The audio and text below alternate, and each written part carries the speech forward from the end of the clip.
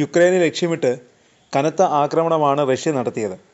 300 ഡ്രോണുകളും 30 cruise മിസൈലുകളുമാണ് യുക്രൈന് നേർക്ക് Russia തൊടുത്തുവിട്ടത്. ആക്രമണത്തിൽ ഒരാൾ മരിക്കുകയും നിരവധി പേർക്ക് പരിക്കേൽക്കുകയും ചെയ്തു. യുക്രൈനിൽ റഷ്യ ആക്രമണം കടുപ്പിച്ചിട്ടുണ്ട്. ആക്രമണ വിവരം യുക്രൈൻ പ്രസിഡന്റ് സെലൻസ്കി എക്സിൽ സ്ഥിരീകരിച്ചു. തുറമുഖ നഗരമായ ഒഡേസയിലാണ് കനത്ത ആക്രമണം നടത്തിയത്.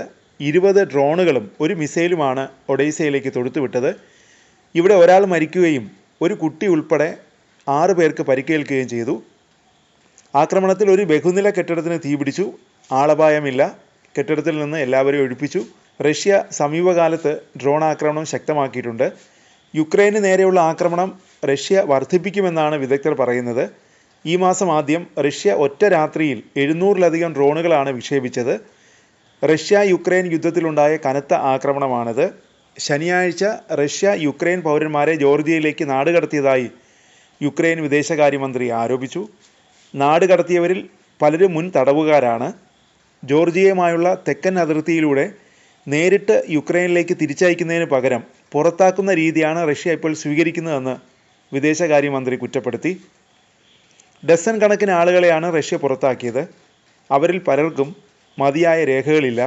അവർ കുടുങ്ങിക്കിടക്കുകയാണെന്നും യുക്രൈൻ വിദേശകാര്യമന്ത്രി പറഞ്ഞു.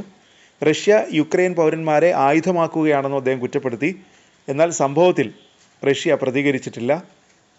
റഷ്യ ആക്രമണം ശക്തമാക്കിയതിന് പിന്നാലെ സമാധാന ചർച്ചകൾക്ക് തയ്യാറാണെന്ന് വ്യക്തമാക്കി യുക്രൈൻ പ്രസിഡന്റ് സെലൻസ്കി രംഗത്ത് വന്നു. കീവ് മോസ്കോയോട് അടുത്തയാഴ്ച പുതിയ സമാധാന ചർച്ചയ്ക്കുള്ള നിർദ്ദേശം മുന്നോട്ട് വച്ചിട്ടുണ്ടെന്ന് യുക്രൈൻ പ്രസിഡന്റ് അറിയിച്ചു. അടുത്തയാഴ്ച റഷ്യയുമായി ചർച്ചയുണ്ടാകുമെന്നും ചർച്ചകൾ ശക്തമാക്കണമെന്നും സെലൻസ്കി വ്യക്തമാക്കി. തടവുകാരുടെ കൈമാറ്റത്തെക്കുറിച്ചുള്ള ചർച്ചകൾ നടന്നുകൊണ്ടിരിക്കുകയാണെന്ന് സെലൻസ്കി സ്ഥിരീകരിച്ചു. ശാശ്വതമായ വെടിനിർത്തൽ കൈവരിക്കുന്നതിന് നിർണായക തീരുമാനങ്ങൾ ഒഴിവാക്കണമെന്നും റഷ്യയോട് സെലൻസ്കി ആവശ്യപ്പെട്ടു. കഴിഞ്ഞ മാസം നടന്ന ചർച്ചകളിൽ യുക്രൈൻ കൂടുതൽ പ്രദേശം വിട്ടുകൊടുക്കണമെന്നും പാശ്ചാത്യ സൈനിക പിന്തുണ ഒഴിവാക്കണമെന്നും റഷ്യ ആവശ്യപ്പെട്ടിരുന്നു. എന്നാൽ റഷ്യയുടെ ആവശ്യം അസ്വീകാര്യമാണെന്ന് പറഞ്ഞ് യുക്രൈൻ തള്ളിക്കളഞ്ഞു.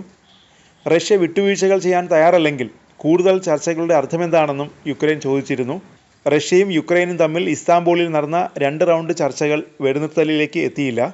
പകരം തടവുകാരുടെയും സൈനികരുടെയും കൈമാറ്റങ്ങൾക്ക് മാത്രം വഴിയൊരുക്കിയിരുന്നു.